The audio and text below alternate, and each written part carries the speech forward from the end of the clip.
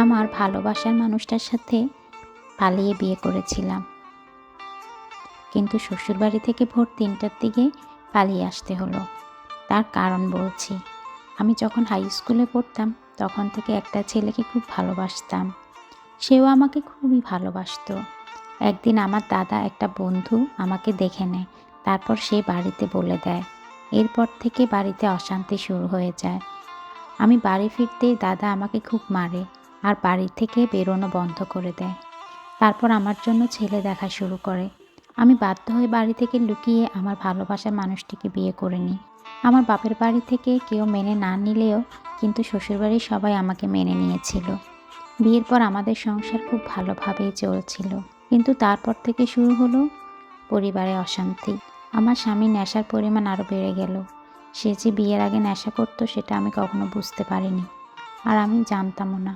কিন্তু ও আমাকে কথা দিয়েছিল আর কখনো নেশা করবে না, কিন্তু ও আর সেই কথা রাখলো না। তারপর থেকে শুরু হলো শ্বশুরবাড়ির লোকের অত্যাচার। শ্বশুরবাড়ির অত্যাচার সহ্য করতে না পেরে রাত ৩টের সময় বাপের বাড়িতে পালিয়ে চলে আসি। কিন্তু বাপের বাড়ি চলে আসার পর আমার বর আমার একটা খবরও নিল না। আমি কোথায় আছি, কেমন আছি সেটা সে জানতেও চাইল না। আমি কোথায় গিয়েছিলাম এটা সে কখনোই বুঝতে চাইল না। এভাবেই ৩ মাস কেটে গেল। তারপর আমার বাবা মা আমাকে বলল আমি যেন সেই ছেলেকে ভুলে যাই, তারা আমাকে নতুন করে আবার বিয়ে দিয়ে দিবে। আমার কাছে আর কোনো উপায় ছিল না, তাই সেদিন বাবা মার কথা শুনে সব কিছু করেছিলাম। আবার নতুন করে স্বপ্ন দেখা শুরু করলাম। কিছুদিন পর আমার একটা ছেলের সাথে দেখাশোনা করে বিয়ে হয়।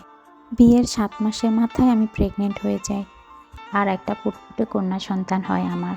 কিন্তু ভাগ্য খারাপ হলে যা হয় আর কি। বাচ্চা হওয়ার পর যখন শ্বশুরবাড়িতে আসি তখন শ্বশুরবাড়ির লোকজন খুব অপমান করে। তাদের একটা ছেলের আশা ছিল, কিন্তু মেয়ে হওয়ার পর তারা আমাকে ঠিকমতো খাবার দাবার দিত না। দুপুরে শুধু ভাত খেতে দিত, রাতে 2টো রুটি দিয়ে চিনি দিত। আমি বাড়ির সমস্ত কাজকর্ম করে যখনই খেতে যেতাম তখনই খাবার থাকতো না। সেই সময় এই কষ্টের দিনগুলো আমাকে খুব কষ্ট দিয়েছে। কিছুদিন পর আমার দ্বিতীয় স্বামী অফিস থেকে বাড়ি ফেরা বন্ধ করে দিল। তারপর খোঁজ নিয়ে জানতে পারলাম আমার স্বামী তার একটা বান্ধবীর সাথে পালিয়েছে। ভাগ্য যখন খারাপ হয় তখন সব দিক থেকে এমনই হয়। 3 বছর কষ্ট করে ওই বাড়িতে থাকলাম আর ওকে খোঁজার অনেক চেষ্টা করলাম। তারপর হঠাৎ একদিন জানতে পারলাম আমার দ্বিতীয় স্বামীর ঘরেও নাকি একটি মেয়ে হয়েছে। তারপর আমি আর ওই বাড়িতে থাকলাম না, মেয়েকে নিয়ে বাবার বাড়িতে চলে আসলাম। যার কপালে একবার খারাপ হয় 1000 চেষ্টা করে সেই কপাল আর কখনো ভালো হয় না। তারপর আমি পার্লারে একটা কাজ পাই এবং প্রতিদিন পার্লারের কাজ মনোযোগ সহকারে করি। আর আমার মায়ের কাছে আমার মেয়েকে রেখে সারাদিন পার্লারে কাজ করতে থাকলাম। এখন আমার মেয়েকে একটা বড় নামকরা স্কুলে ভর্তি করেছি। আমি এখন নিজে একটা পার্লার দিয়েছি এবং অনেক টাকা ইনকাম করছি। এখন আমার প্রথম স্বামী আমার জীবনে আসার চেষ্টা করছে। এখন আমি আমার মেয়েকে নিয়ে অনেক ভালো আছি আর ভালো থাকতে চাই। একই ভুল মানুষ বারবার করতে চায় না। ধন্যবাদ সবাইকে।